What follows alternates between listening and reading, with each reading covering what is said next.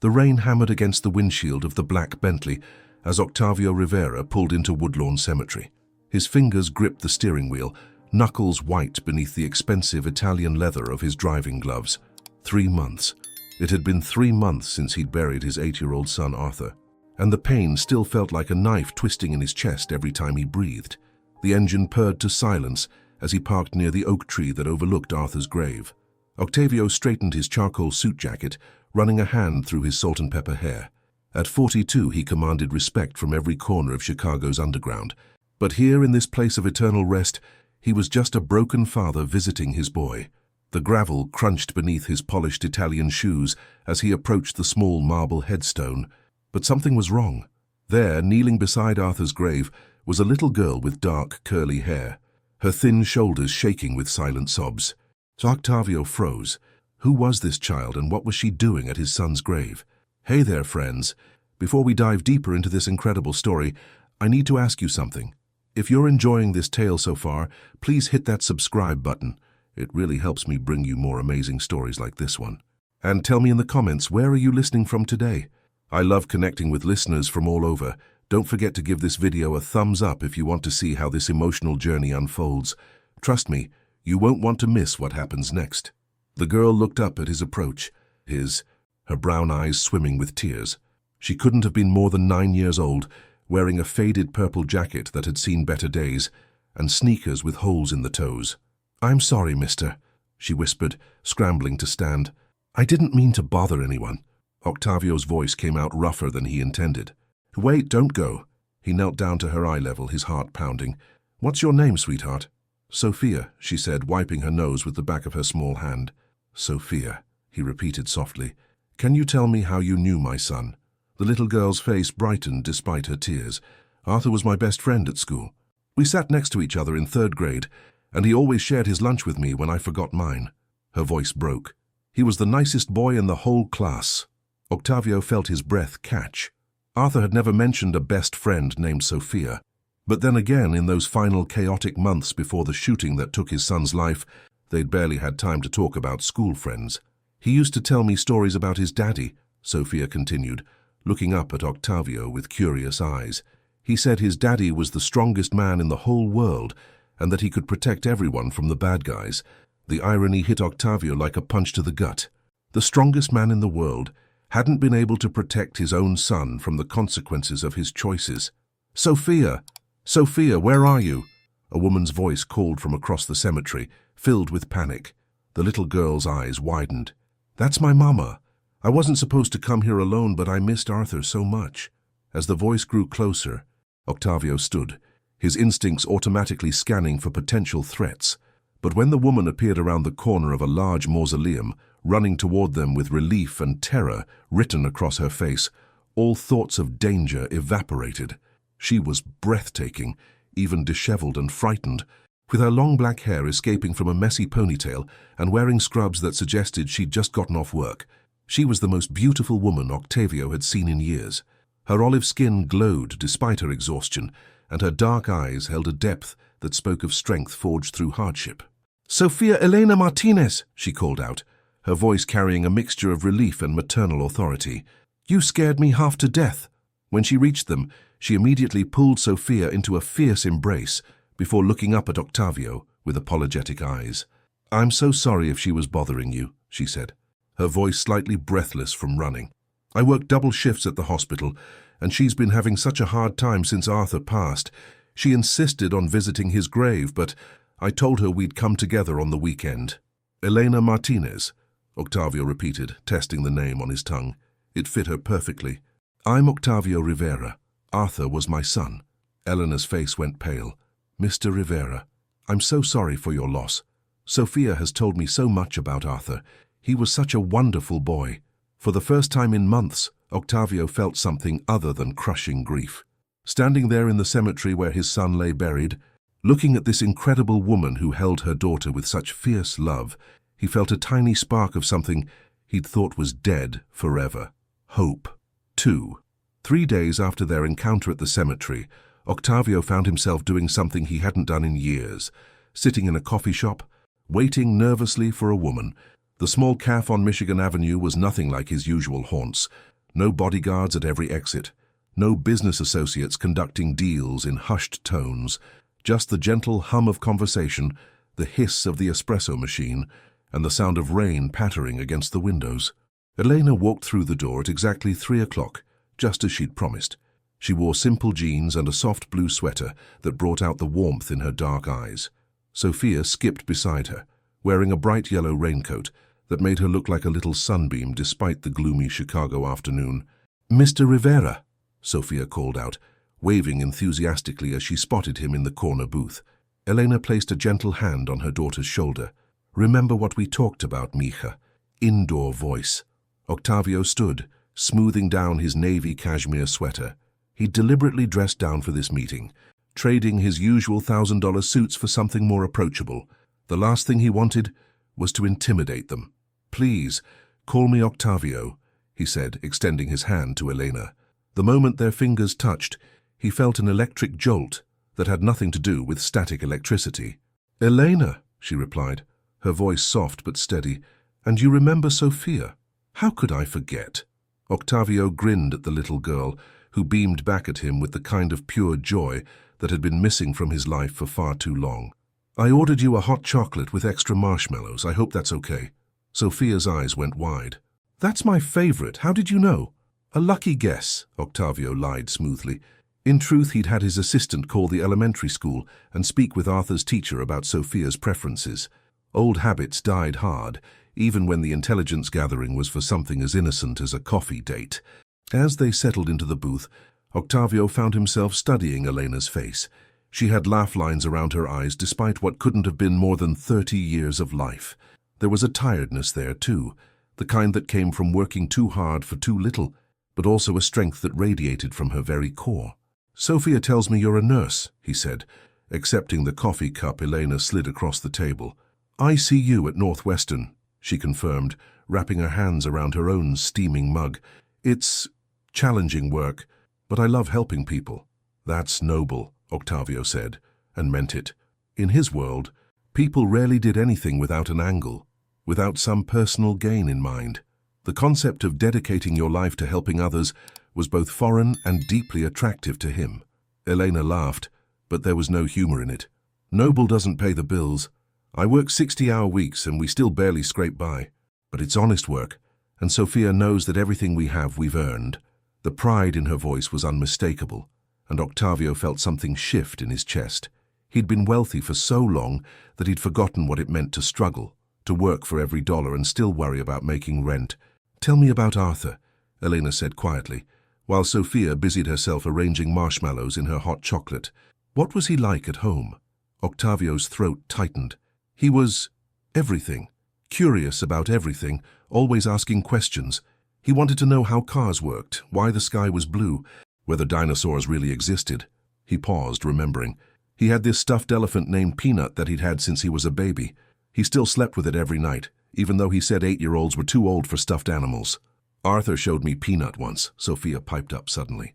"He said Peanut was his protector, and that as long as Peanut was watching, nothing bad could happen to him." The knife twisted again, deeper this time. Octavio had to clear his throat before he could speak. He was wrong about that. Elena reached across the table and touched his hand briefly. Her fingers were cool from the coffee mug, but her touch sent warmth shooting up his arm. "I'm sorry this must be so hard for you." "It is," he admitted, surprising himself with his honesty. In his world, showing vulnerability was a weakness that could get you killed, but something about Elena made him want to drop his guards, to be real for once in his carefully constructed life. "Mama," Sophia said suddenly, "can Octavio come to dinner with us sometime? I want to show him Arthur's favorite book. We have the same one." Elena's cheeks flushed pink. "Sophia, that's not... We can't just invite people to dinner." "Why not?" Sophia asked with the blunt curiosity of childhood. "You always say we should be nice to people who are sad. And Octavio is sad about Arthur, just like I am." Octavio found himself holding his breath, waiting for Elena's response. When was the last time he'd wanted something this badly? When was the last time something this simple, a home-cooked meal with a woman and her daughter, had seemed like the most precious gift in the world? Elena met his eyes across the table, and for a moment the busy cafe faded away. It was just the two of them, two wounded souls recognizing something in each other. "Would you like to come to dinner Friday night?" she asked finally. "It's nothing fancy, probably just spaghetti and meatballs." "I would love that more than you know," Octavio said, and meant every word. As they gathered their coats to leave, Sophia slipped her small hand into his. "I'm glad we found you at Arthur's grave," she said seriously. "I think Arthur would be happy that we're friends now." Walking out into the Chicago drizzle, Octavio felt something he hadn't experienced in months, the desire to see tomorrow. For the first time since Arthur's death, he had something to look forward to, something that had nothing to do with business territories, profit margins, or the constant chess game of survival that defined his world.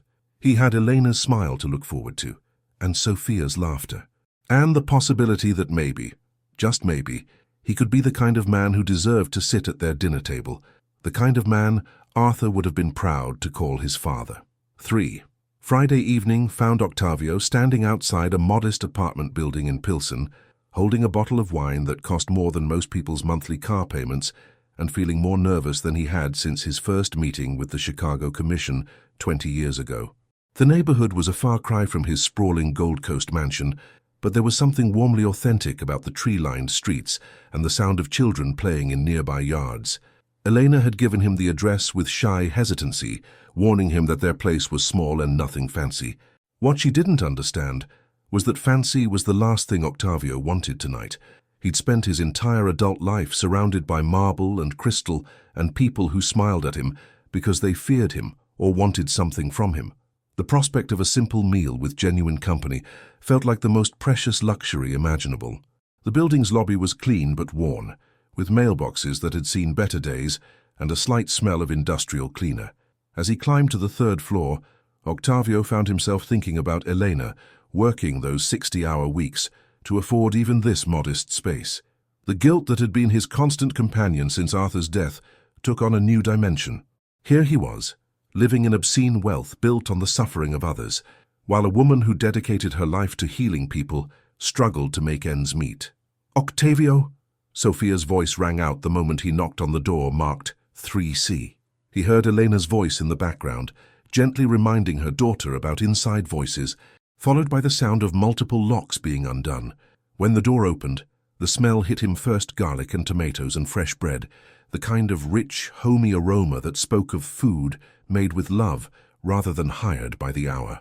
Sophia bounced on her toes with excitement, wearing a dress that was clearly her best outfit, despite the small stain on the hem and the way the sleeves were slightly too short.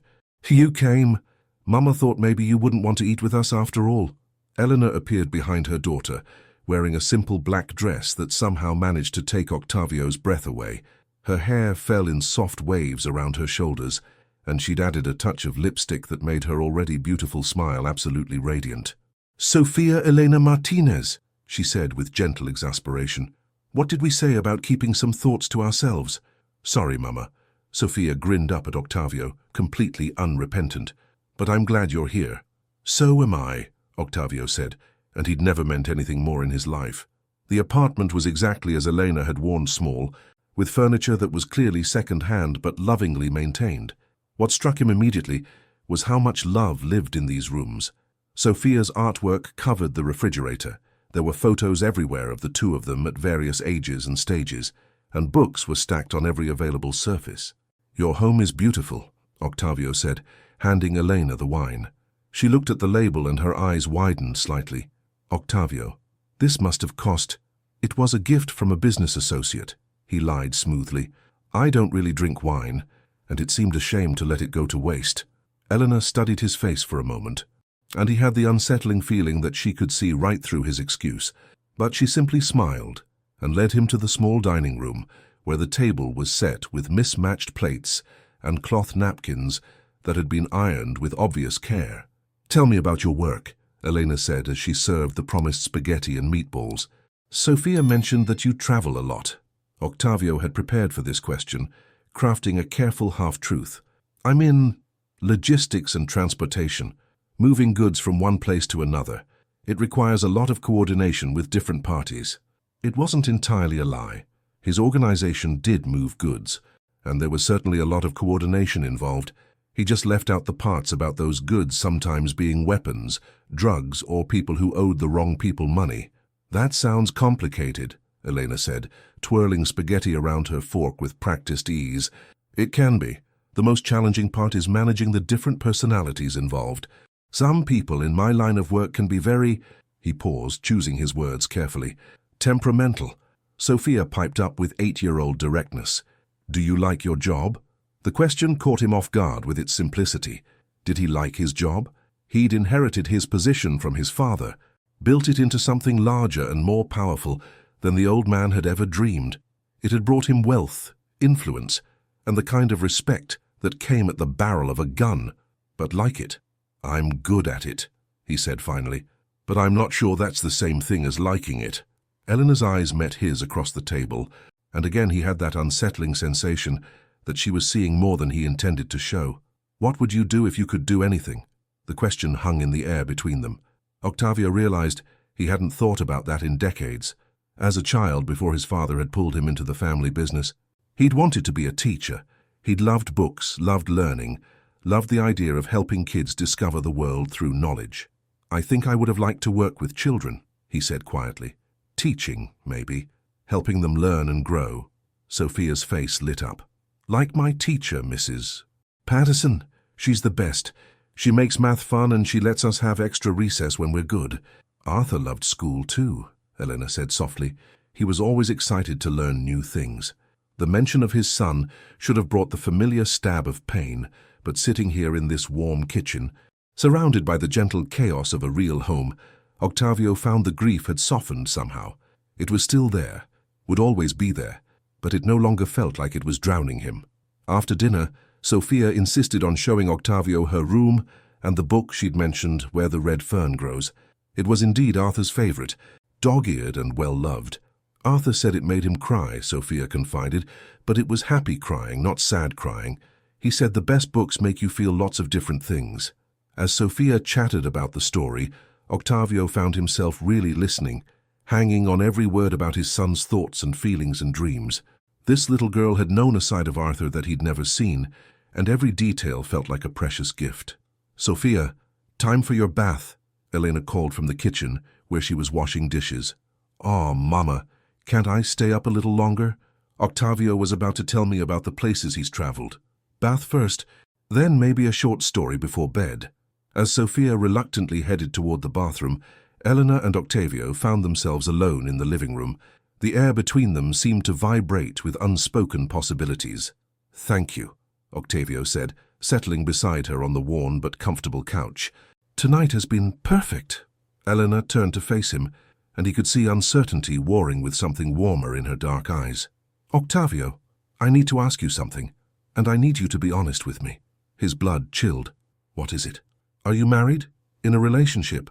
Because if you are, I need to know now before—" She gestured vaguely between them. "Before this goes any further." The relief nearly made him dizzy. "No," he said firmly. "There's no one.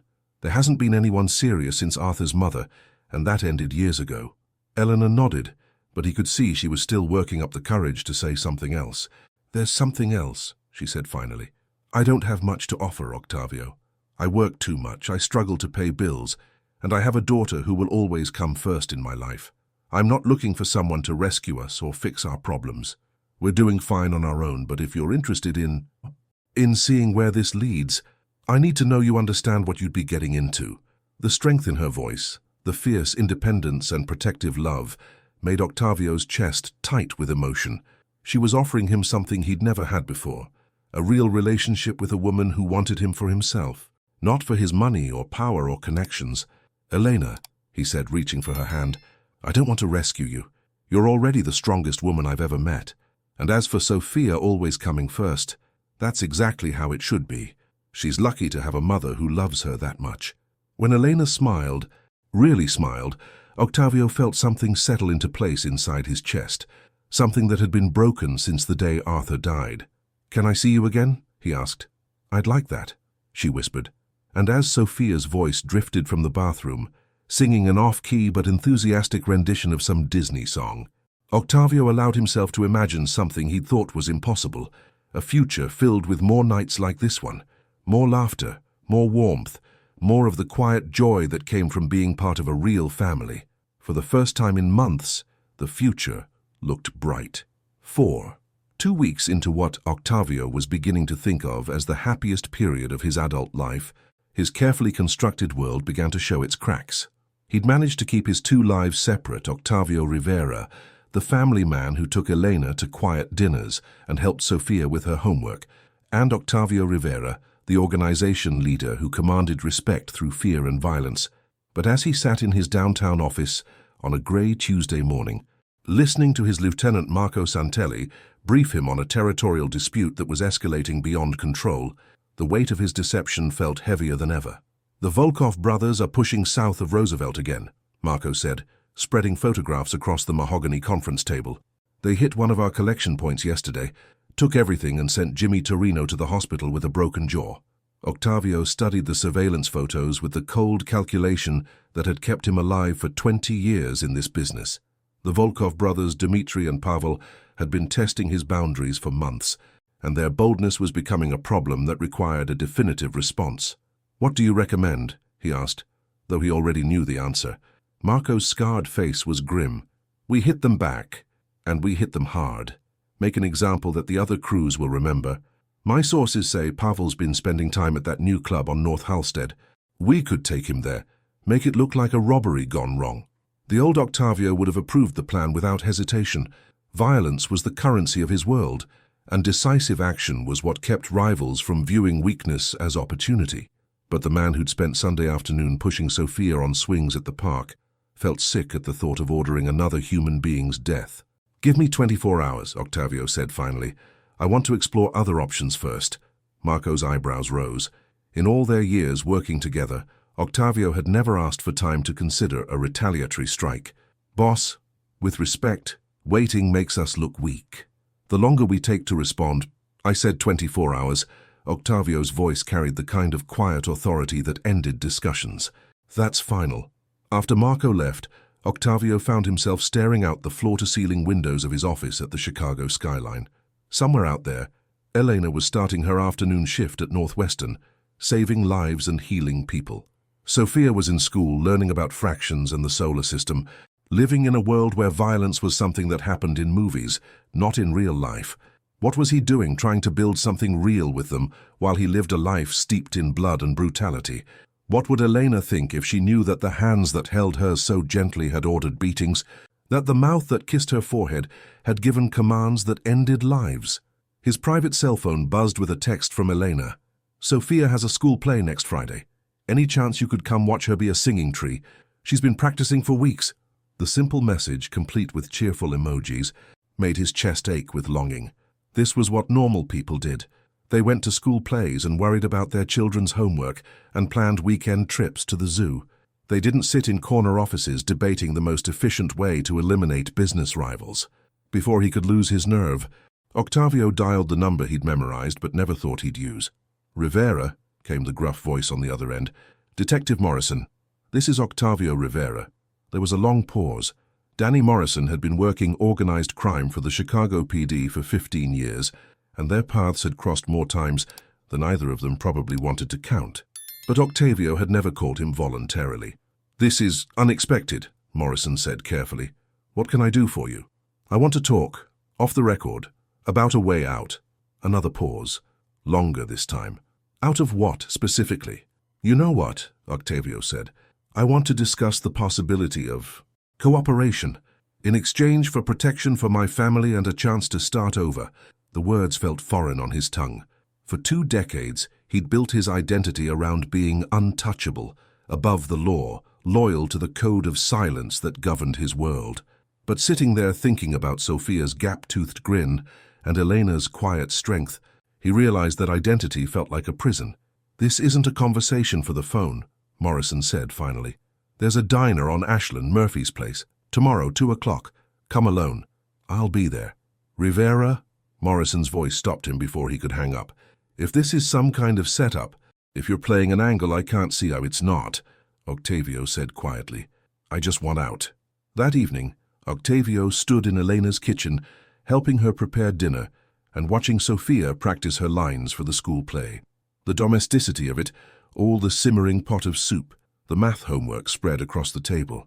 The gentle hum of conversation felt like the most natural thing in the world. "I am a mighty oak," Sophia declared dramatically, spreading her arms wide.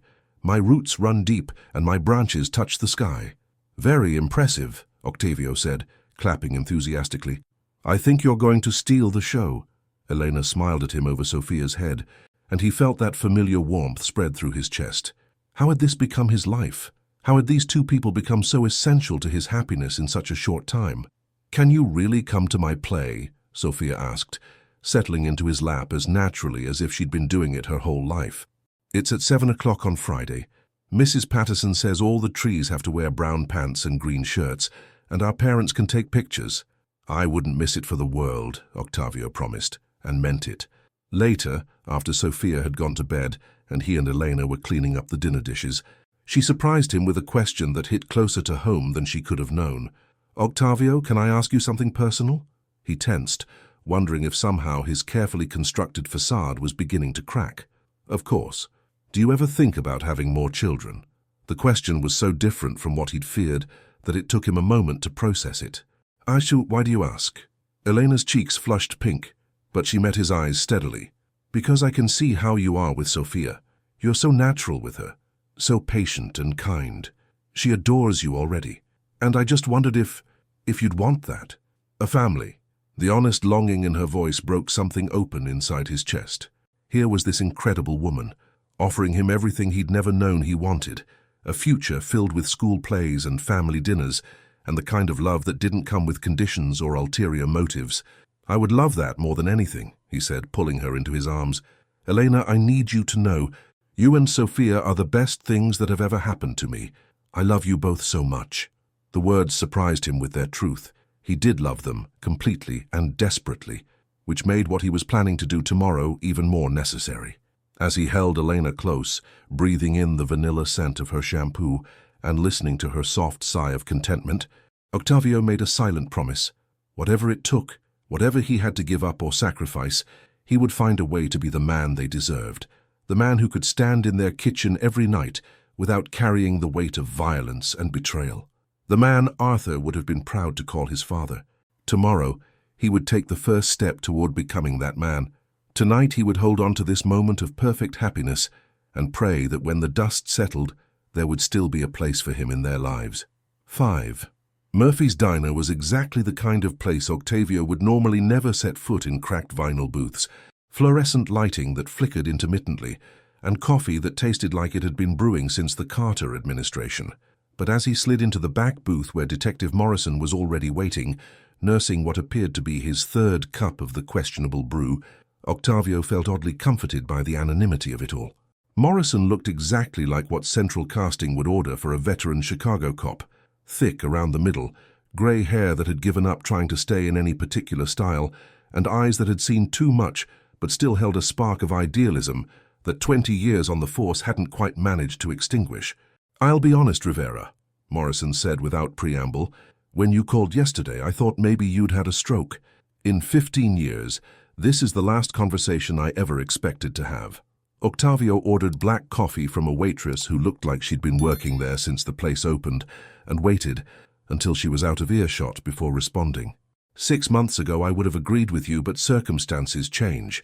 "What circumstances?" Morrison's tone was carefully neutral, but Octavio could see the cop's instincts at work, cataloguing details, looking for angles. "I met someone. 2 someones, actually." Octavio found himself smiling despite the gravity of the situation. "A woman and her daughter. They've made me want to be different." Morrison's eyebrows rose. "Love makes a man do crazy things, but turning state's evidence, that's not just crazy, Rivera. That's suicide in your line of work." "Maybe. But staying in my line of work while trying to build something real with them, that's definitely suicide. For all of us." The detective leaned back in the booth, studying Octavio with the kind of intensity that had probably broken 1,000 suspects over the years. "Tell me about them." So Octavio did. He found himself talking about Elena's strength and Sophia's innocent joy, about family dinners and homework help, and the way Sophia had started calling him Uncle Tavio with unconscious affection. He talked about Arthur and the grief that had nearly destroyed him, and how somehow these two strangers had begun to heal wounds he'd thought were permanent. "The thing is," Octavio said finally, "I can't be the kind of father Sofia deserves, the kind of partner Elena deserves, while I'm still living this life. Every day I spend with them feeling like I'm living a lie. They think I'm a logistics coordinator, for God's sake." Morrison was quiet for a long moment, working through the implications. "What exactly are you offering me, Rivera?" "Everything," Octavio said simply. "Names, locations, financial records, operational details. 20 years of evidence that would take down not just my organization, but half the major players in Chicago.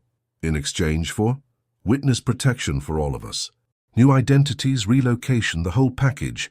I want Elena and Sofia safe, and I want a chance to start over somewhere they'll never find us." Morrison whistled low under his breath.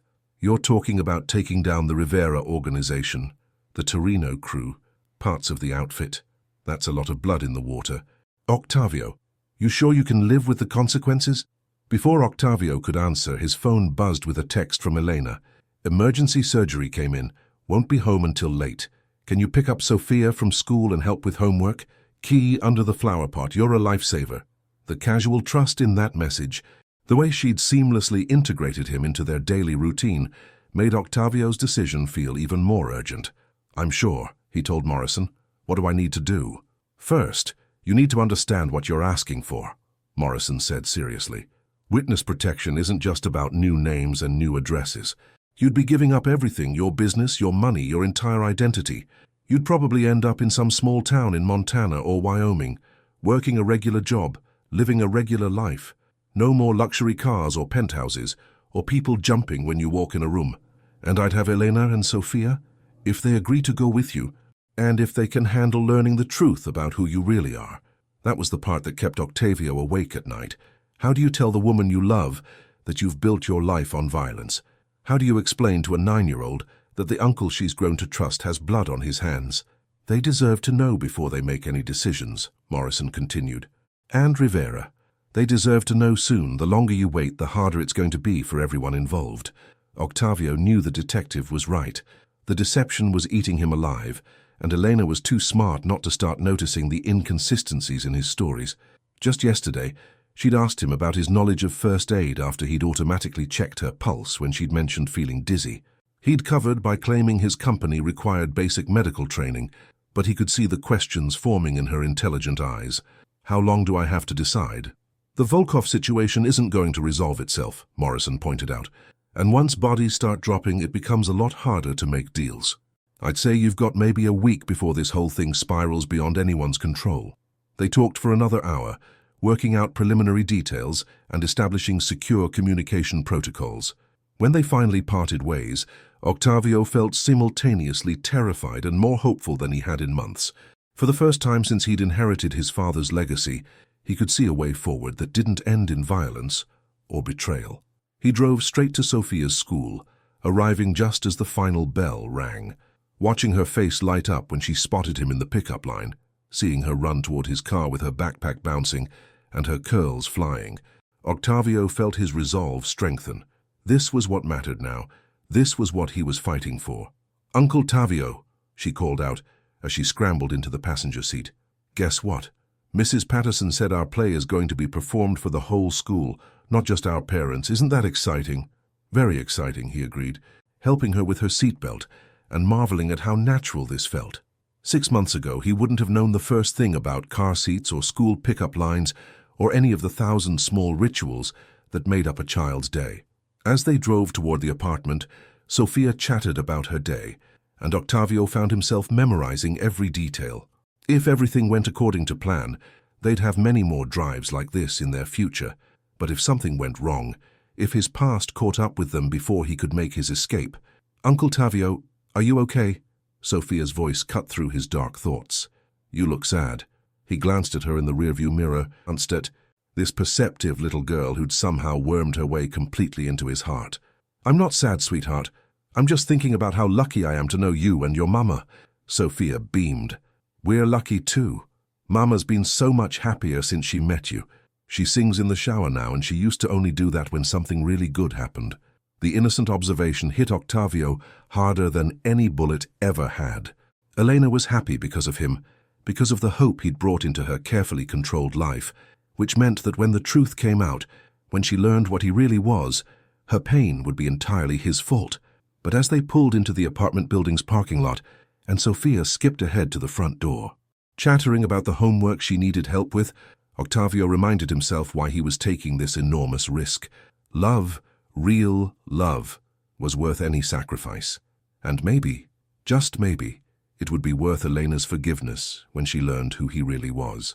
That evening, as he helped Sophia with fractions at the kitchen table and waited for Elena to come home from her emergency surgery, Octavio allowed himself to imagine their future, a small house somewhere far from Chicago, with a yard where Sophia could play safely, Elena working at a local hospital, saving lives without worrying about gang violence in the emergency room, and him, maybe teaching at a community college or coaching Little League, finally living the life he'd dreamed of as a boy before his father's world had claimed him. It was a beautiful dream. Now he just had to survive long enough to make it real. 6. The discovery came on a Thursday evening when Octavio thought his two worlds had never been more successfully separated. He was sitting at Elena's kitchen table, helping Sophia with a science project about the solar system, when his secure phone buzzed with an emergency text from Marco, Torino's nephew, spotted outside Northwestern Hospital, asking questions about Elena Martinez. The blood turned to ice in Octavio's veins. Somehow, impossibly, his world had found theirs. "Uncle Tavio?" Sophia's voice seemed to come from very far away. "You dropped Jupiter." He looked down to see the cardboard planet he'd been helping her paint, scattered in yellow pieces on the linoleum floor. His hands were shaking. When had they started shaking? "Sorry, sweetheart," he managed, kneeling to collect the fragments. "I just remembered I need to make an important phone call." Sophia accepted this explanation with the easy trust of childhood and went back to carefully painting Saturn's rings. But Octavio's mind was racing through possibilities, each one worse than the last. How had they found Elena? Had someone seen them together? Followed him from one of their dinners? He stepped onto the small balcony overlooking the courtyard and speed-dialed Marco's number. "How sure are you?" he asked without preamble. "Positive. Tony Torino himself." Asking questions at the nurse's station about Elena's schedule, when she gets off work, where she usually parks. The security guard on duty recognized him from the old neighborhood. Octavio closed his eyes, feeling the careful life he'd built over the past 2 months crumbling around him. The Torino family had been rivals for decades, and Jimmy Torino's son Tony was exactly the kind of hot-headed punk who would target innocent people to get revenge for his father's hospitalization. "What's our response time if they move on her tonight?" 20 minutes, maybe 25 with traffic. Too long. Far too long if Tony decided to make his move in the hospital parking garage or during Elena's walk to the train station. "I want 2 men on her until further notice," Octavio ordered. "Discreet surveillance, but ready to intervene if necessary. And Marco? They are not to know they're being protected. If Elena or Sophia become aware that they're being watched..." "Understood, boss." Octavio ended the call and stood on the tiny balcony, gripping the railing until his knuckles went white. This was exactly what he'd feared would happen. His past wasn't something he could simply walk away from. It followed him like smoke, contaminating everything it touched. "Octavio!"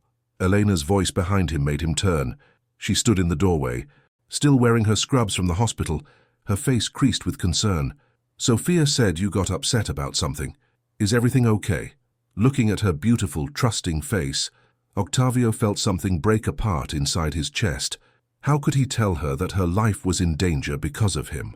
How could he explain that the man she was falling in love with had brought killers into her world? "We need to talk," he said quietly. Eleanor studied his expression, and he saw the exact moment she registered the gravity in his voice. "Sophia, can you work on your project in your room for a while? Octavio and I need to have a grown-up conversation." Sophia looked between them with the uncanny perception children possessed for adult tension. "Are you guys fighting?" "No, sweetheart," Octavio said, forcing his voice to remain gentle. "We just need to discuss some important things." Once Sophia had reluctantly gathered her art supplies and headed to her room, Elena settled beside Octavio on the couch. The silence stretched between them, heavy with unspoken fears. "Whatever it is," Elena said finally, "just tell me. The not knowing is worse than anything you could actually say." Octavio wished that were true. "Elena, I need you to listen to me very carefully. You and Sophia are in danger, and it's because of me. Her face went pale, but her voice remained steady. What kind of danger? This was the moment of truth. The moment when his carefully constructed lies would crumble, and Elena would see him for what he really was. I haven't been honest with you about what I do for work. I know, she said quietly. The words hit him like a physical blow. You know? Octavio, I work in the ICU of a major urban hospital. I've seen gunshot wounds, stab wounds, beatings that couldn't possibly be random violence. I know what gang and organized crime injuries look like. Elena's voice was calm, but her hands were trembling slightly. And I know that logistics coordinators don't typically carry guns, or have extensive knowledge of treating bullet wounds, or automatically scan exits when they enter a room. You've known this whole time. The guilt and relief were warring for dominance in his chest. I suspected, but I hoped I was wrong. And I thought maybe if you were trying to get out, if you were choosing something different. She stopped, pressing her lips together. I'm a nurse, Octavio. I believe in people's ability to heal, to change. I've seen gang members become community leaders, drug addicts become counselors. People can choose to be different than what they were. The quiet acceptance in her voice nearly undid him completely. She'd known, and she'd chosen to see the good in him anyway. She'd let him into her life, into her daughter's life, believing in his capacity for redemption. I'm trying to get out, he said urgently. Eleanor, I've been working with the police. I'm cooperating, trying to make a deal that will get us all safe and give us a chance to start over somewhere new. Eleanor was quiet for a long moment, processing this information. What does that mean exactly? Witness protection, new identities, new location, new life. We could be a real family, but it would mean giving up everything you've built here. And if I say no? The question hung in the air between them like a loaded gun. Then Sophia and I will disappear from your life tonight. I'll make sure you're safe, but you'll never see me again. Elena's eyes filled with tears, but her voice remained strong. And if I say yes, then we do this together, all of us. We start over as a family, but Sophia learns the truth about what I used to be, and you both have to live with the knowledge that people might always be looking for us. Sophia, Elena whispered, and Octavio could see her heart breaking. God, Octavio, she's just a baby. She doesn't deserve to be running from your past. No, she doesn't, he agreed, and that's why I'm giving you the choice. Whatever you decide, I'll respect it. But Elena, I need you to know, these past 2 months have been the happiest of my life. You and Sophia saved me from drowning in grief and guilt. You made me remember what it felt like to be human. Elena wiped her eyes with the back of her hand, the gesture so familiar it made his chest ache. How much time do I have to decide? 24 hours. Maybe less. She nodded, standing up from the couch with the kind of determined grace that made him love her even more. I need to think, and I need to figure out how to explain this to Sophia. Eleanor, he called out as she headed toward her daughter's room, whatever you decide, I love you, both of you. That's never been a lie. She turned back to him, and for a moment he saw the woman she might have been in a different life, one where she'd never had to worry about violence or men with dangerous pasts. I know, she said softly. That's what makes this so hard. As Elena disappeared into Sophia's room, Octavio heard the soft murmur of voices, a mother trying to find age-appropriate words for an impossible situation. Tomorrow, he would learn whether love was strong enough to survive the truth. Tonight, he would sit in this small apartment that had become more home to him than his Gold Coast mansion ever had, and pray that he hadn't destroyed the best thing that had ever happened to him. Outside the window, Marco's surveillance team was taking their positions, ready to protect the family that had become Octavio's whole world. Inside, a little girl was about to learn that sometimes the people you love carry secrets that change everything, and somewhere in between, Octavio Rivera was discovering what it really meant to choose love over power, redemption over revenge, hope over the familiar darkness that had defined his life for so long. The choice would probably destroy him, but looking at the warm light spilling from Sophia's bedroom, hearing Elena's gentle voice explaining that sometimes adults make mistakes, but that doesn't mean they can't love you, Octavio realized that some things were worth being destroyed for. Some things were worth everything. Nasi Turan 7. The call came at 3:17 a.m., shattering the fragile peace Elena had finally found after hours of restless tossing. Octavio's voice was deadly calm, but she could hear the barely controlled rage underneath. They took Sophia. The words hit Elena like a physical blow, stealing her breath and making the room spin. What do you mean they took Sophia? She's sleeping in her room. Elena, look! She stumbled down the hallway to Sophia's bedroom, phone pressed to her ear, and found herself staring at an empty bed with sheets thrown back and the window standing open. On the nightstand, Sophia's beloved stuffed rabbit sat next to a single rose and a note written in block letters. Sunset Pier, 1 hour, come alone. The animal sound that tore from Elena's throat was pure maternal agony. Oh God, Octavio, where is she? Where's my baby? I'm going to get her back. Octavio's voice cut through her panic like a blade. Elena, listen to me very carefully. I need you to pack one bag with essentials and go to Detective Morrison's apartment. So I'm texting you the address. Do not go anywhere else. Do not trust anyone else. Marco will pick you up in 5 minutes. I'm coming with you. Elena was already moving, throwing clothes into a bag with shaking hands. Absolutely not. Elena, these people will kill you just to hurt me. I won't risk. She's my daughter. Elena's voice cracked with desperation. I'm not sitting in some safe house while my little girl is terrified and alone with criminals. There was a long pause, and when Octavio spoke again, his tone had shifted to something Elena had never heard before, the voice of a man who'd spent 20 years navigating violence and death. If you come, you follow my orders without question. No arguments, no hesitation, no matter what I ask you to do. Can you handle that? Elena thought of Sophia's gap-toothed smile, her off-key singing in the bath, the way she curled up between them on the couch for movie nights. I can handle anything if it means getting her back. Sunset Pier stretched into Lake Michigan like a concrete finger pointing accusingly at the dark water. It was an abandoned industrial site, the kind of place where bodies washed up and investigations went nowhere. As Octavio's car crunched across the gravel parking lot, Elena could see figures moving in the shadows near the pier's end. Remember what I told you, Octavio said quietly, checking the gun concealed beneath his jacket one final time. Stay behind me, do exactly what I say, and trust that I will die before I let anything happen to either of you. They walked across the broken asphalt together, Elena's nursing shoes crunching on glass and debris, Octavio moving with the fluid grace of a predator, approaching a trap he fully intended to spring. As they drew closer, Elena could make out 3 figures, 2 large men flanking a smaller silhouette that made her heart leap with recognition. Mama!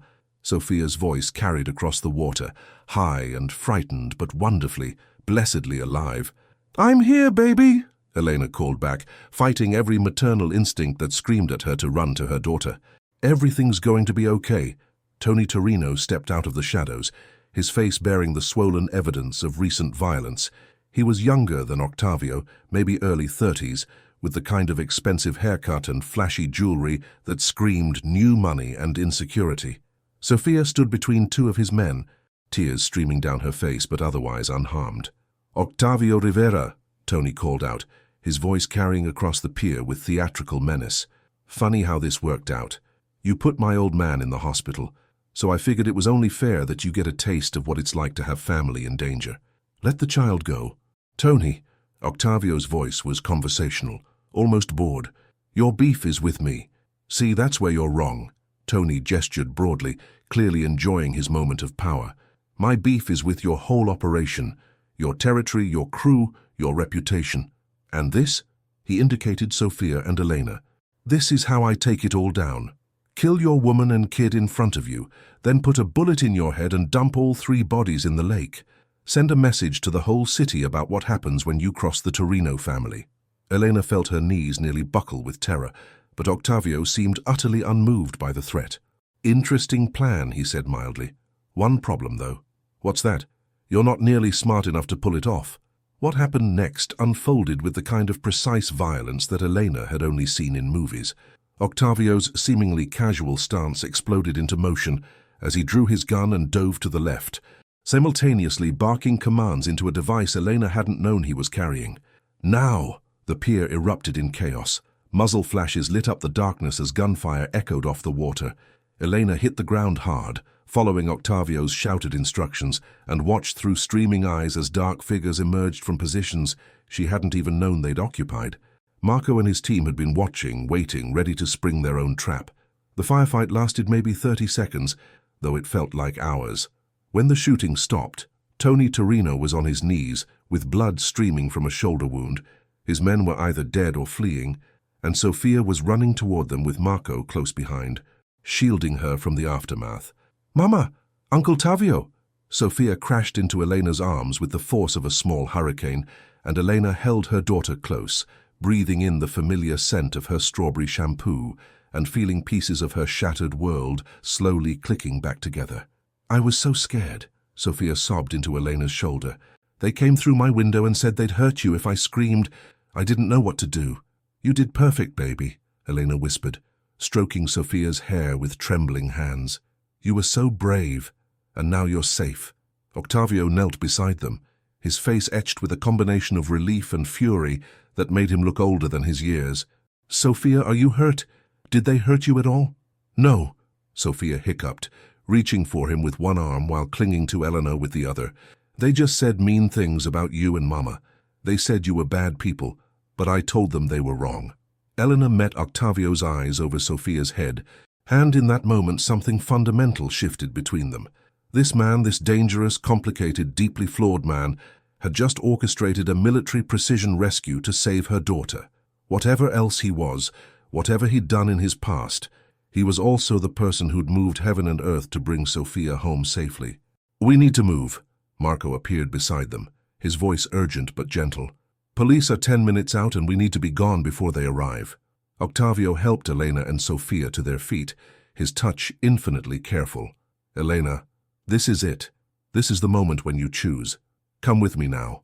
Tonight, and we start over together, or I disappear from your lives forever and you'll be safe."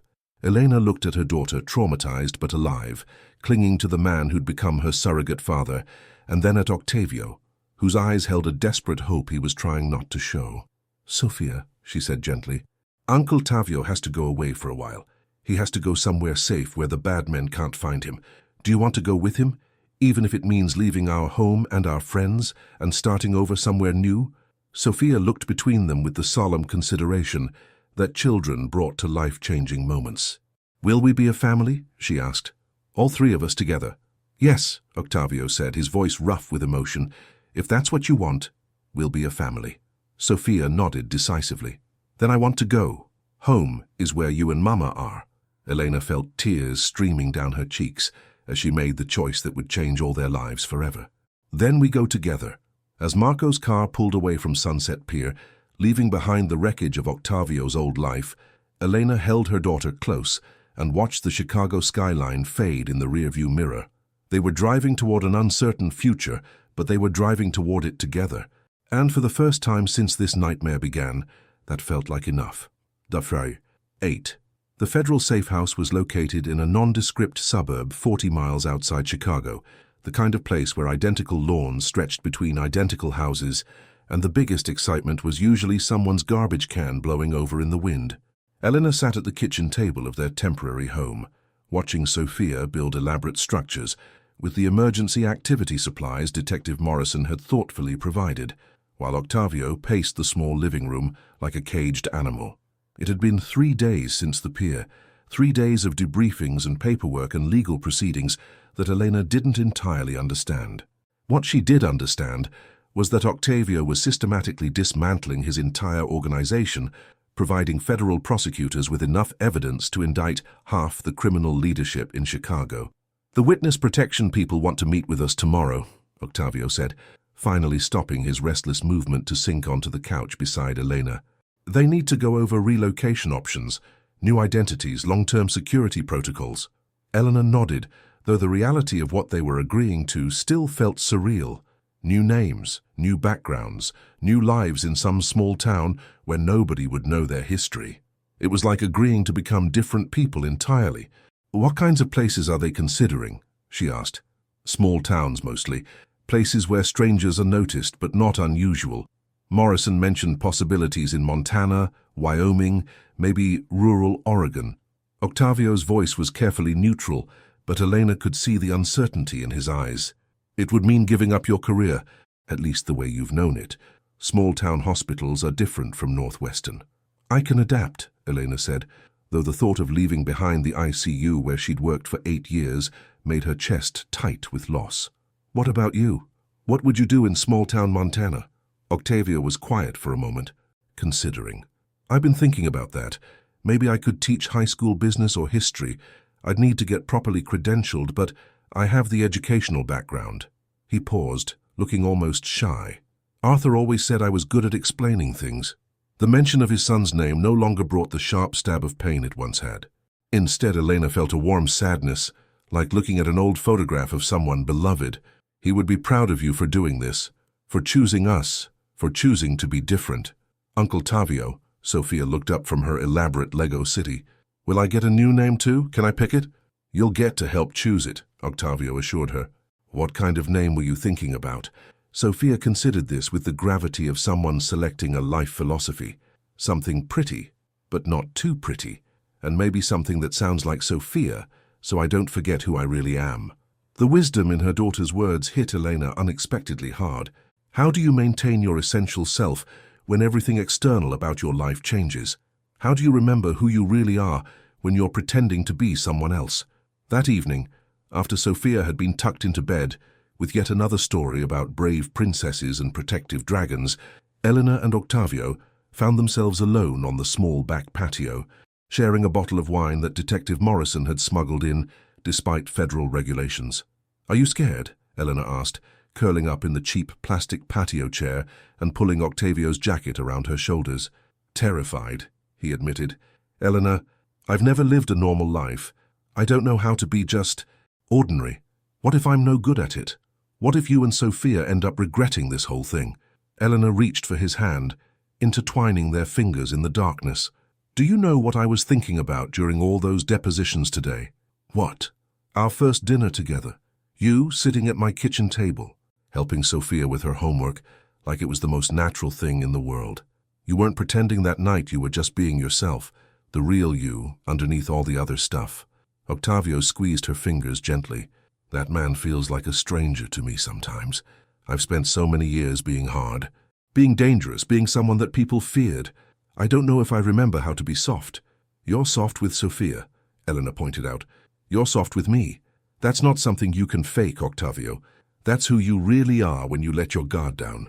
They sat in comfortable silence for a while, listening to the suburban sounds of distant television sets and the gentle hum of air conditioning units. It was so different from Elena's old neighborhood, where sirens and shouting were the usual nighttime soundtrack. "Can I ask you something?" Octavio's voice was hesitant in the darkness. "Why did you really let me into your life? Even when you suspected what I was, why didn't you run?" Elena considered the question, thinking back to those early weeks when her instincts had been warring with her heart. "Because of the way you looked at Sophia," she said finally. "That first day at the cemetery when she was telling you about Arthur, you listened to her like her words were precious, and later at the coffee shop, you remembered her favorite drink.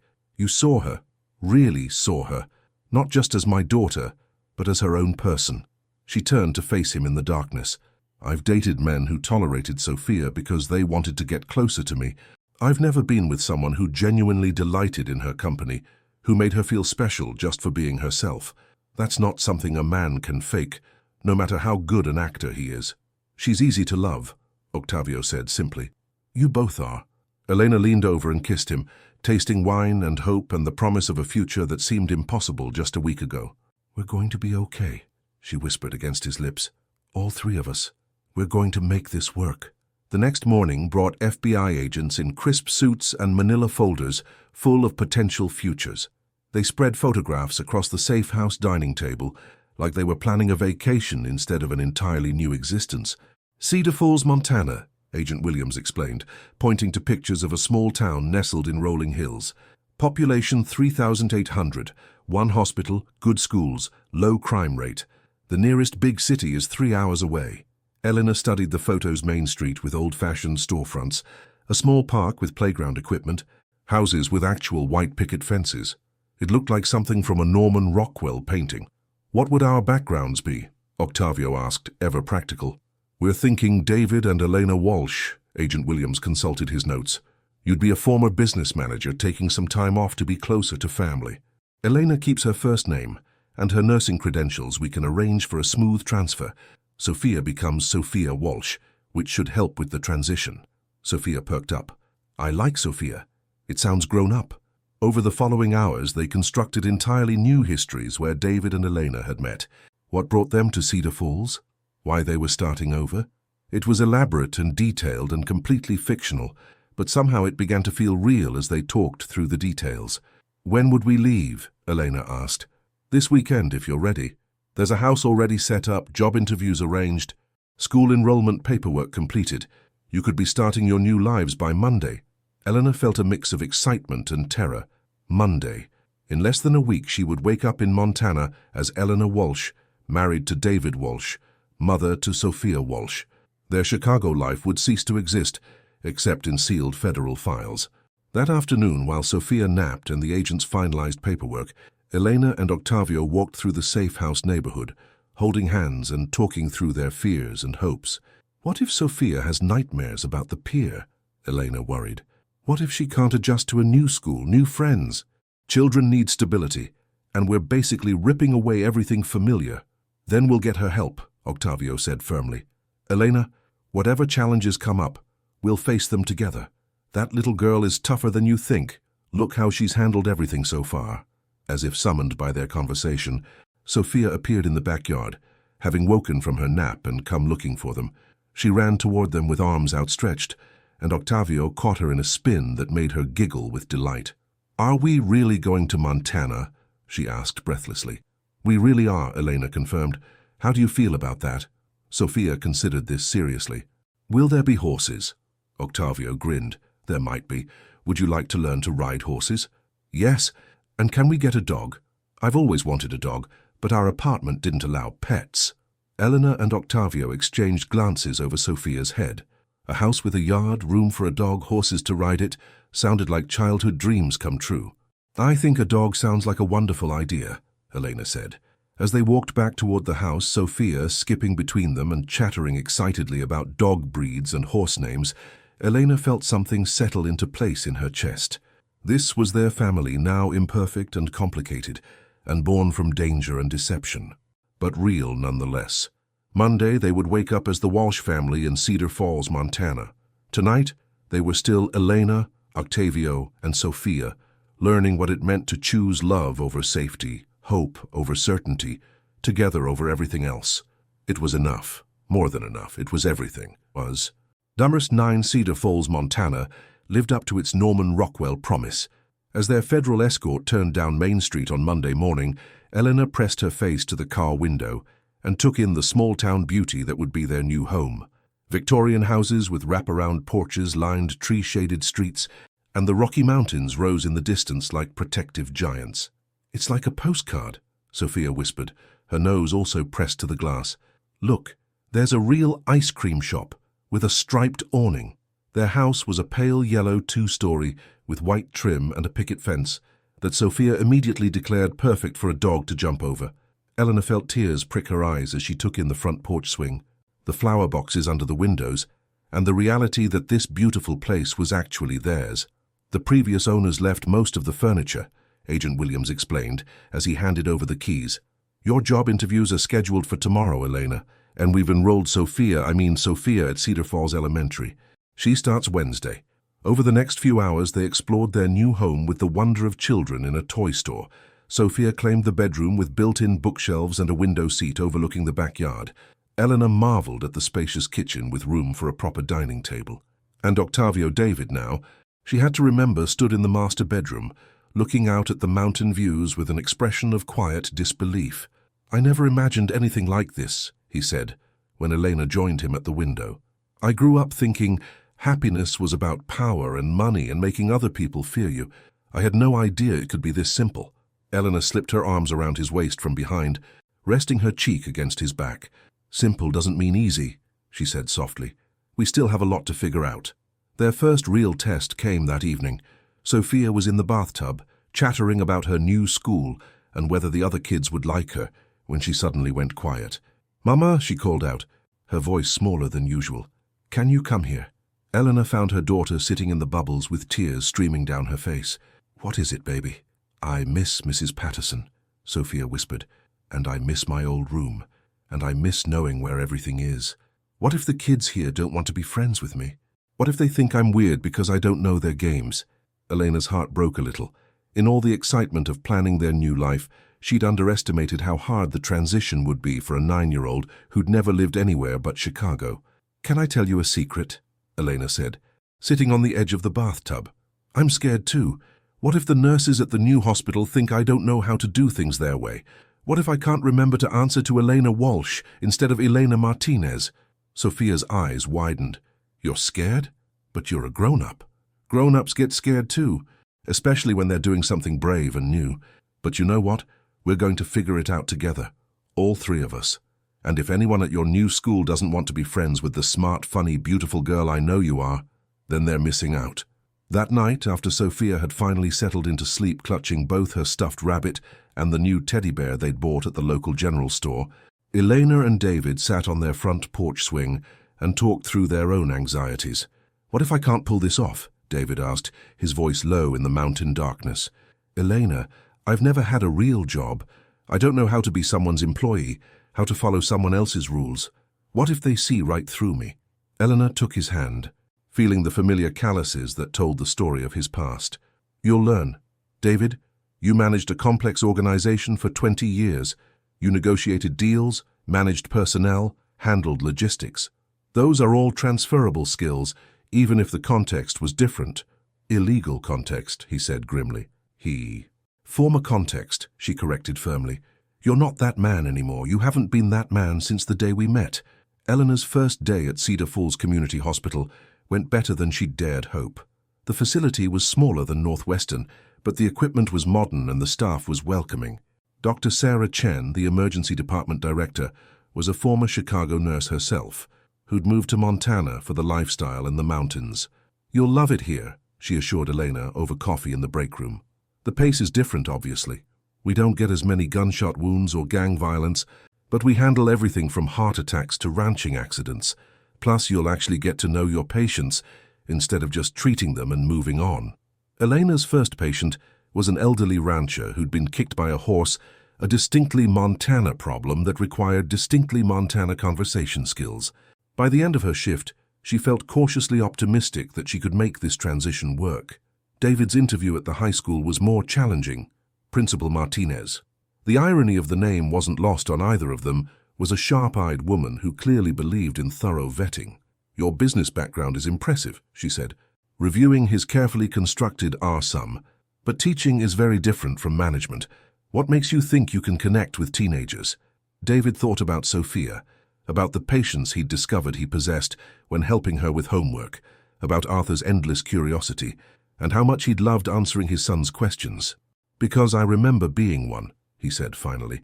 "I remember feeling like adults didn't take me seriously, like they'd forgotten what it was like to be young and uncertain. I think teenagers deserve someone who listens to them, who respects their intelligence, who helps them see that education is about more than just grades." By Friday, they'd fallen into something resembling a routine. Eleanor worked 3 12-hour shifts at the hospital. David had been hired as a substitute teacher while waiting for official certification, and Sophia had made her first friend, a freckled girl named Hannah, who shared her love of horses and adventure stories. "Hannah's mom said I can come see their horses this weekend," Sophia announced over dinner Friday night. "And there's a place called Patterson's Ranch that gives riding lessons. Can we sign up, please?" Eleanor and David exchanged glances. Patterson's Ranch. Sometimes the universe had an odd sense of humor. "We'll look into it," Elena promised. "But first, we need to talk about getting you that dog you wanted." Sophia's face lit up like Christmas morning. "Really? We can really get a dog?" "We really can," David said, grinning at her excitement. "There's an animal shelter in the next town over. We could drive there tomorrow and see who's looking for a family." That night, after Sophia had gone to bed clutching a book about dog care that David had picked up at the library, Eleanor and David curled up on their new couch and watched the sunset paint the mountains in shades of gold and purple. 1 week, Eleanor mused. A week ago, we were hiding in a federal safe house, and now we're discussing dog adoption and riding lessons. "Are you happy?" David asked quietly. "Really happy or just making the best of things?" Elena turned to look at him, this man who'd given up everything he'd ever known for the chance to build something real with her and Sophia. His face was relaxed in a way she'd never seen in Chicago, the constant tension that had always lurked around his eyes finally beginning to fade. "I'm happy," she said, and meant it completely. David, this feels like home in a way nowhere ever has before. Not just the house, but this life, this version of us. He pulled her closer, and they sat in comfortable silence, watching the sky deepen to indigo. Somewhere in the distance, a church bell chimed the hour, and the sound carried on the clean mountain air like a blessing. Tomorrow, they would go find Sophia a dog. Next week, David would start his student teaching placement, and Eleanor would take on more shifts at the hospital. In a few months, they would barely remember the people they'd been in Chicago. But tonight, they were simply a family sitting on their front porch, watching the stars come out over their new hometown, grateful for second chances and the kind of love that made starting over feel like coming home. 10. The call came on a Tuesday morning in October, 3 months after they'd settled into their new life in Cedar Falls. Elena was at the hospital, David was preparing lesson plans for his world history class, and Sophia was at school, probably trading stories with Hannah about their weekend horseback riding adventure. The autumn air was crisp with the promise of an early winter, and their yellow house was surrounded by maple trees that blazed gold and red in the Montana sunshine. David's secure phone, the one he'd been told to keep for emergencies, only buzzed once on his kitchen table. He stared at it for a long moment before answering, his stomach dropping with the certainty that their peaceful interlude was about to end. "We have a problem." Detective Morrison's voice was tense with urgency. "Rodriguez escaped federal custody during transport yesterday. He's in the wind, and he's got connections in places we thought were secure." Miguel Rodriguez had been David's former accountant, a man who knew every financial secret of the Rivera organization and who had very good reasons to want revenge. David had testified against him personally, providing evidence that had guaranteed Rodriguez would spend the rest of his life in prison. "How bad?" David asked, though he already knew the answer from Morrison's tone. "Bad. He had help, professional help. Someone leaked the transport route, the security protocols, probably your location too. We're pulling surveillance footage from gas stations along I-90, but David, you need to assume he's coming for you." David sank into a kitchen chair, looking around at the home they'd built with such hope and careful planning. Sophia's artwork covered the refrigerator. Helena's nursing textbooks were stacked on the counter, where she'd been studying for a certification exam, and their golden retriever puppy, Buster, was sleeping in a patch of sunlight by the back door. "How long do we have?" "Unknown. Could be days, could be hours. We're working on a new relocation, but it'll take time to set up. In the meantime, I'm sending a protection detail, and I need you to take immediate precautions." After Morrison ended the call, David sat in the sudden silence of their kitchen and felt the weight of his past settling on his shoulders like a lead blanket. Just when he'd started to believe they were safe, just when he'd begun to trust that their new life was real and permanent, the violence he'd tried so hard to escape had found them again. He picked up his regular phone and called Elena at the hospital. "Hey, I was just thinking about you." Elena's voice was warm and happy. "Dr. Chen asked if you wanted to join us for the hospital charity auction next weekend. I told her I'd ask you, but I think it could be fun. Very small-town Montana, very different from Chicago fundraisers." The innocent joy in her voice nearly broke his heart. "Elena, I need you to listen to me very carefully. You need to leave the hospital right now and go pick up Sophia from school. Don't go home first, don't stop anywhere, just get Sophia and meet me at the diner on Highway 12. The long pause told him Elena had immediately understood the gravity of his tone. When she spoke again, her voice had shifted into the same cool professionalism she used during medical emergencies. "How bad?" "Rodriguez escaped. Morrison thinks he's coming for us. I'll get Sophia and meet you in 20 minutes. Eleanor ended the call without dramatics or questions, and David felt a fresh surge of love for this incredible woman who could shift from planning charity auctions to emergency evacuation without missing a beat. She was a nurse, trained to handle crises, but more than that, she was a mother who would do whatever it took to protect her child. 20 minutes later, they were sitting in a corner booth at Mel's Diner, trying to have a conversation about the end of their world, while Sophia colored on the paper placemats and Buster slept at their feet. "What does this mean?" Elena asked quietly, stirring sugar into coffee she didn't want. "It means we run again. New identities, new location, probably somewhere even more remote than this." Elena was quiet for a moment, processing the implications. They'd worked so hard to build their life here. Elena had just been promoted to charge nurse. David was being considered for a full-time teaching position, and Sophia had made real friends for the first time since Chicago. "How does Sophia keep her dog?" Elena asked finally, and the practical concern nearly undid David completely. "I don't know. Maybe it would be better if you and Sophia went somewhere else entirely. Somewhere Rodriguez couldn't possibly track you." Eleanor's head snapped up, her dark eyes flashing with anger. "Don't even think about it, David Walsh. We are not splitting up this family. Elena, be realistic. Rodriguez wants me dead, but he'd settle for making me suffer first. That means hurting you and Sophia. If you disappear separately, then Sophia loses another father figure, and I lose the man I love." Elena cut him off. "Absolutely not. We do this together, or we don't do it at all." Before David could respond, his phone buzzed with a text from Morrison. "Package incoming, ETA 10 minutes, new location confirmed. Ooh, Packlight." David showed Elena the message, and she immediately shifted into action mode, flagging down their waitress to ask for to-go boxes and settling the check with efficient speed. "Sophia, baby, we need to go on another adventure," Elena said gently, helping her daughter put away her crayons. "Like when we came to Montana?" Sophia asked with the adaptability that had carried her through their previous upheaval. "Similar," Elena confirmed. "Remember how that turned out to be wonderful? This will be wonderful too."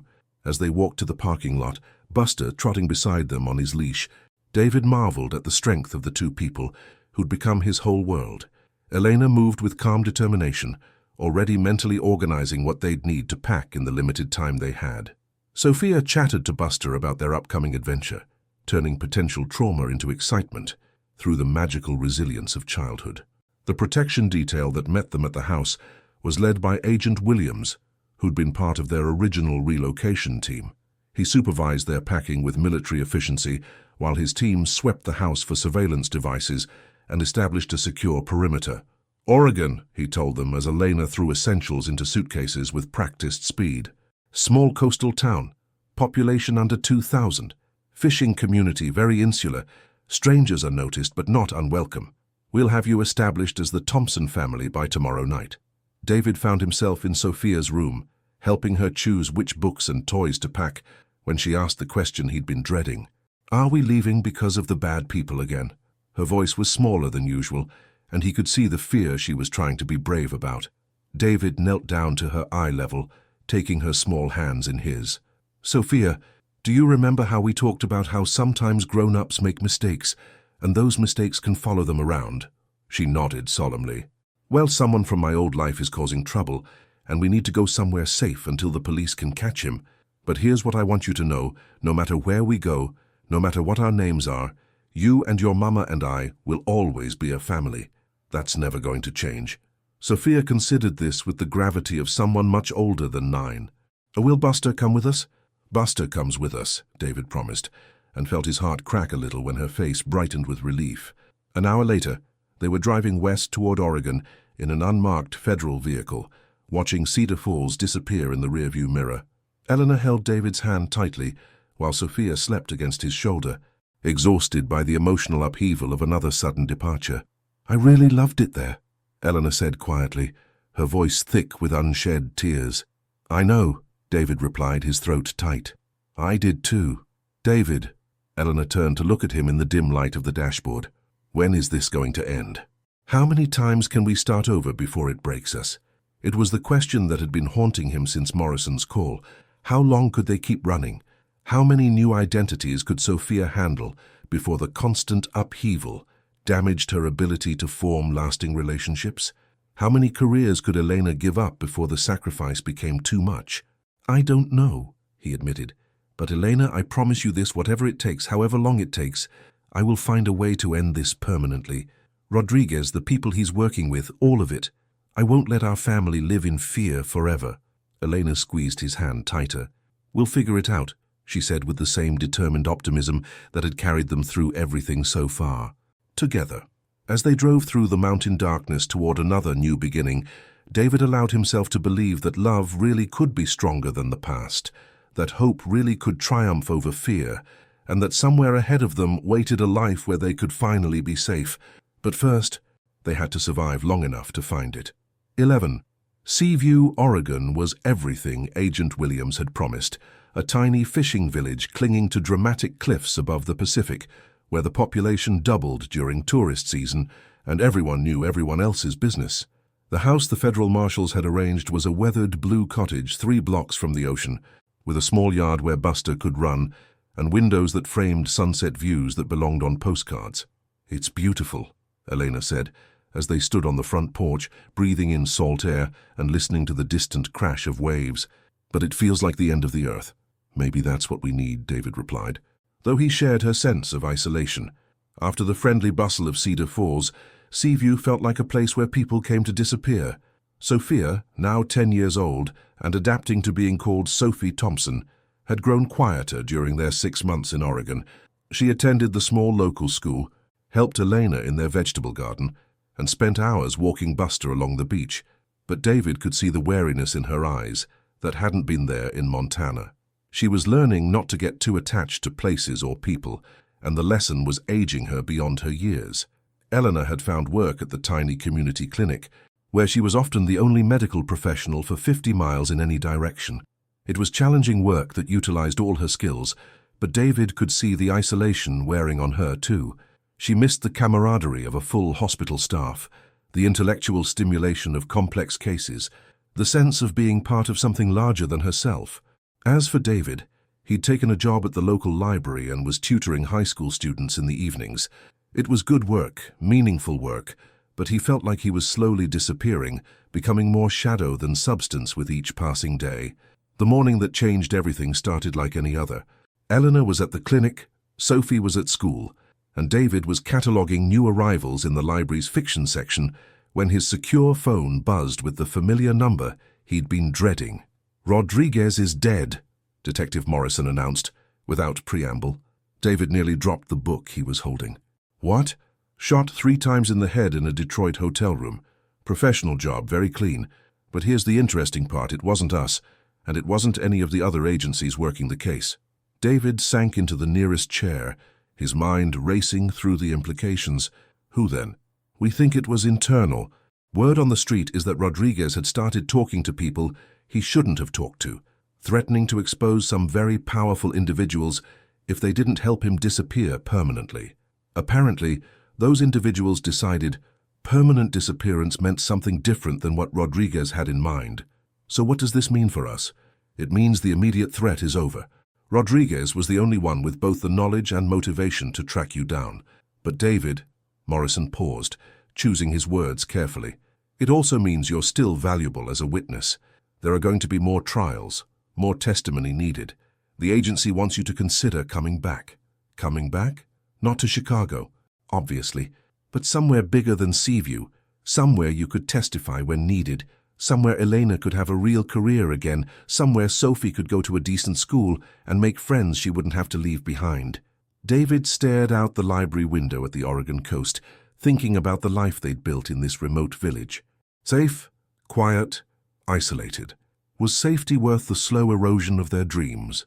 That evening he walked the beach with Elena, while Sophie played fetch with Buster in the surf ahead of them. The autumn sunset painted the sky in brilliant oranges and purples, and the only sounds were waves and seagulls and their daughter's laughter.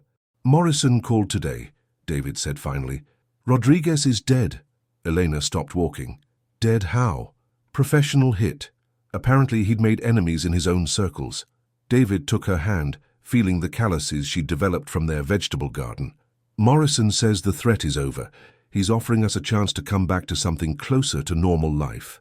Eleanor was quiet for a long moment, watching Sophie chase Buster through the shallow waves. "What kind of normal?" "A small city somewhere, maybe Colorado or New Mexico, big enough for a real hospital, real schools, but small enough that we could still fly under the radar. We'd keep our current identities but live more openly." "And the catch?" David smiled ruefully. Eleanor always cut straight to the heart of things. "I'd still need to testify occasionally, maybe 3 or 4 times a year. But Eleanor, it would mean you could specialize again, work trauma or ICU like you love. It would mean Sophie could join clubs and sports teams without worrying about sudden departures." Elena bent down to pick up a piece of driftwood, turning it over in her hands as she thought. "What do you want to do?" "I want whatever makes you and Sophie happiest," David said honestly. "If that means staying here where we're safe and quiet, then that's what we do." If it means taking the risk for a bigger life, then we take the risk. Sophie came running up to them, Buster bounding beside her with a piece of kelp in his mouth. Look what Buster found. Mrs. Chen says kelp is good for your garden. Can we take some home? Looking at his daughter, because that's what she'd become, fully and completely his daughter David felt the weight of the decision pressing down on him. Sophie deserved more than this isolated existence, no matter how beautiful the setting. She deserved friends and opportunities and the chance to discover who she could become. Sophie, Eleanor said gently, how would you feel about moving somewhere new, somewhere bigger, where there might be more kids your age? Sophie's face was carefully neutral, the expression of someone who'd learned not to get too excited about changes that might not last. Would we all go together? Yes, David said firmly. We would all go together, and this time it would be more permanent. No more running, no more emergencies, just a chance to have a bigger life. Sophie considered this seriously. Would there be horses? Eleanor and David exchanged glances, remembering Montana and Patterson's ranch and all the dreams they'd had to leave behind. There might be, Eleanor said. Would you like that? I would like that a lot, Sophie admitted. And maybe I could have friends who don't have to wonder why my family is so weird about talking about where we came from. The honesty in her young voice broke David's heart. They'd thought they were protecting her, but in some ways their caution had made her childhood more complicated, not simpler. That night, after Sophie was asleep and Buster was snoring on his bed by the fireplace, David and Elena sat on their back deck with glasses of wine and talked through their fears and hopes. I'm tired of being afraid, Eleanor said finally. I'm tired of looking over my shoulder and wondering if every stranger is a threat. I want to throw a birthday party for Sophie without worrying about who might see the pictures. I want to make friends with my co-workers without having to remember which parts of my history I can and can't share. It won't be completely normal, David warned. There will still be some restrictions, some precautions, and if there's testimony, then there's testimony, Eleanor said with characteristic determination. David, you've already given up everything once to protect us. I'm not asking you to give up your integrity too. If testifying means putting more criminals away, means making other families safer, then it's the right thing to do. They called Morrison the next morning and accepted his offer. Within a week, they were packing again, but this time it felt different. This time, they were moving towards something instead of running away from it. The town Morrison had arranged was called Millfield, Colorado, a college town nestled in the Rockies, with a population of 40,000, big enough for anonymity, but small enough for community. The hospital was a regional medical center that served several rural counties. The schools were rated among the best in the state, and yes, there were stables just outside of town. As they drove through the mountain passes toward their new life, Sophie chattering excitedly about the possibility of joining the school's drama club and Elena reading aloud from the hospital's website about their new cardiac unit, David felt something he hadn't experienced in years, genuine optimism about the future. They'd survived Rodriguez's threat. They'd survived the isolation of Seaview. They'd survived every challenge that had been thrown at them, and they'd survived it together. Now, finally, it was time to stop just surviving and start truly living. The mountains ahead were snow-capped and beautiful, and the road stretched out before them like a promise. Whatever came next, they would face it as a family. And that, David realized, was all the security he'd ever really needed. 12. 2 years later, David Walsh stood at the kitchen window of their house in Millfield, Colorado, watching his daughter Sophie. Now 12 and every inch, the confident young woman Elena had always believed she could practice her lines for the school's production of Annie in the Backyard. Buster, now a fully grown golden retriever, served as her patient audience, tail wagging encouragingly at every dramatic flourish. Tomorrow, tomorrow, I love you tomorrow. Sophie's voice rang out clear and strong, and David felt his chest swell with pride. This was the girl who'd been too scared to speak to strangers 2 years ago, now preparing to perform solo in front of the entire school. She's got your dramatic flair, Elena said, sliding her arms around his waist from behind and resting her chin on his shoulder. She was still in scrubs from her shift as head nurse in Millfield General's cardiac unit, and her hair smelled like the vanilla shampoo she'd been using since their Chicago days. My dramatic flair? David laughed, turning in her arms. I seem to remember someone who used to practice acceptance speeches for nursing awards in the bathroom mirror. Elena blushed, but she was smiling. That was professional preparation, Very different. In the 2 years since they'd settled in Millfield, their life had taken on the kind of steady rhythm David had never imagined possible.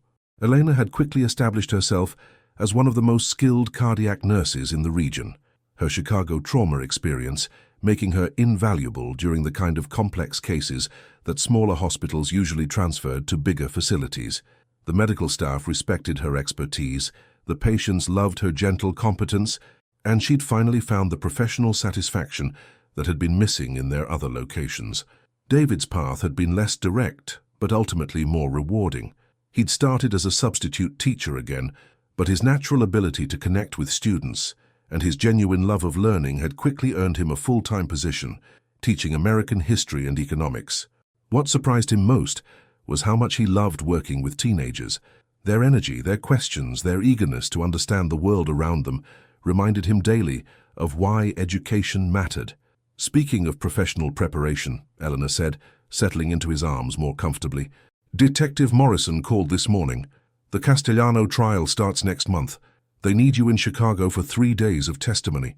David felt the familiar tightness in his chest that came with reminders of his past, but it was manageable now, no longer the overwhelming panic it had once triggered. How do you feel about that? Proud, Elena said simply. David, in the past 3 years, your testimony has helped convict 14 major organized crime figures. 14 families don't have to worry about their neighborhoods being controlled by fear. 14 communities are safer because you had the courage to speak up. The proud confidence in her voice still amazed him sometimes.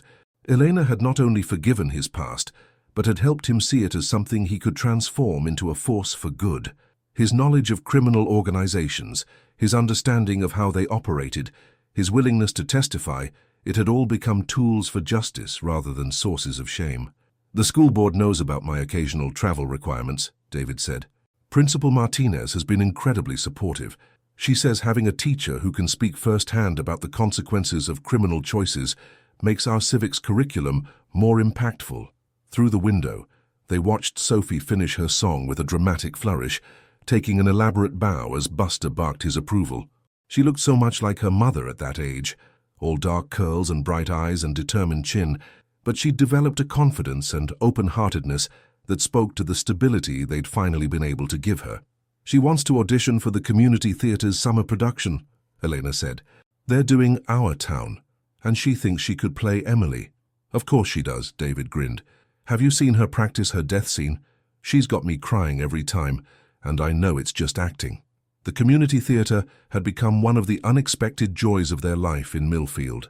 Eleanor had joined the props committee, David helped with set construction, and Sophie had discovered a passion for performance that lit up her entire face. It was exactly the kind of normal family activity David had never thought possible for them. David, Elena's voice grew more serious. Can I tell you something without you getting all protective and worried? That depends on what it is, he said, though her tone had his full attention. I've been thinking about having another baby. The words hit him like a physical force, stealing his breath and making the kitchen spin slightly around him. Eleanor, I know what you're thinking, she said quickly. We're finally stable, finally safe. Why risk disrupting that? But David, we're both still young enough. Sophie's at an age where she'd love a sibling, and I want to have a child with you that we plan for, that we choose together, that doesn't come with any shadows from the past. David stared at her beautiful, hopeful face and felt something massive shift in his chest. A baby. Their baby. A child who would never know the fear they'd all lived with, never have to wonder about hidden dangers or sudden departures. A child born into the safety and love they'd fought so hard to build. Are you sure? He asked, his voice rough with emotion. Elena, I'm 45 years old. By the time this hypothetical child graduates high school, I'll be distinguished and silver-haired and still the best father I know, Eleanor finished firmly. David, look at what you've done with Sophie. Look at how you've loved her, supported her, helped her become this incredible young woman. You were meant to be a father. Arthur knew it, Sophie knows it, and I know it. The mention of Arthur no longer brought sharp pain. Instead, David felt the gentle sadness of love that transcended loss. His son would have been 13 now, probably going through the same awkward teenage phase that Sophie was navigating with such grace. Arthur would have loved having a baby sibling to teach and protect. What does Sophie think? David asked. Eleanor's smile was radiant. I may have mentioned the possibility. She's already planning how to teach the baby to sing and act. She's also worried about whether Buster will be jealous, so she's researching how to introduce dogs to newborns.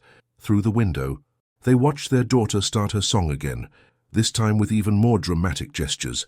The afternoon sun caught in her hair, and her voice carried on the Colorado mountain air with pure joy. This was their life now: school plays and cardiac units and community theater, and the kind of everyday happiness that had once seemed impossible. "Eleanor," David said, cupping her face in his hands, "if you want to have a baby, then I want to have a baby.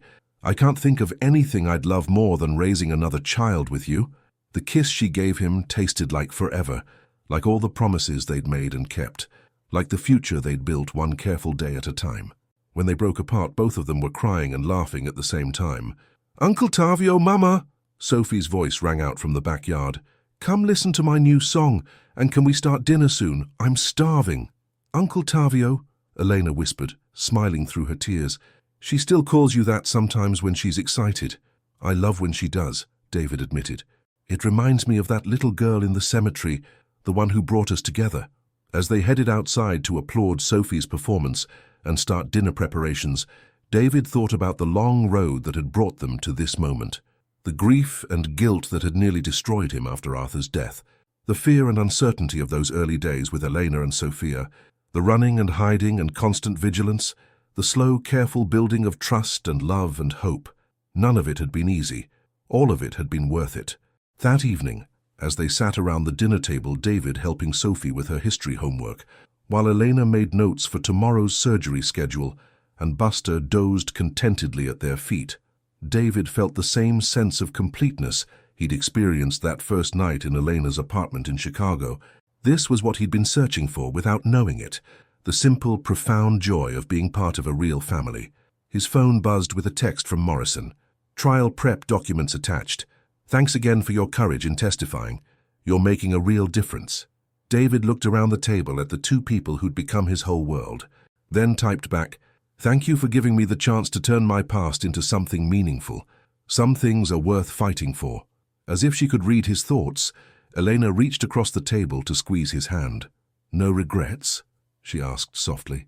David looked at his wife, because that's what she was now, officially and completely his wife as of 6 months ago, and his daughter, and thought about the baby they might soon be planning for, and the life they'd built through determination and hope, and the kind of love that refused to give up.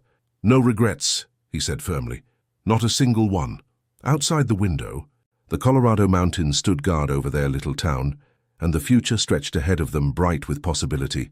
They'd found what they'd been looking for, a love worth leaving everything behind for, a family worth any sacrifice, and the kind of happiness that made all their struggles seem like a small price to pay for this extraordinary, ordinary life. Tomorrow Sophie would audition for Emily in our town. Next month David would testify against men who'd once been his colleagues, helping to make the world a little bit safer. Someday soon they might welcome another child into their family. Today they were simply the Walsh family of Millfield, Colorado, grateful beyond measure for second chances, new beginnings, and the miraculous power of love to transform even the most broken lives into something beautiful. It was enough. More than enough. It was everything they'd ever dreamed of, and more than they'd dared to hope for. It was home.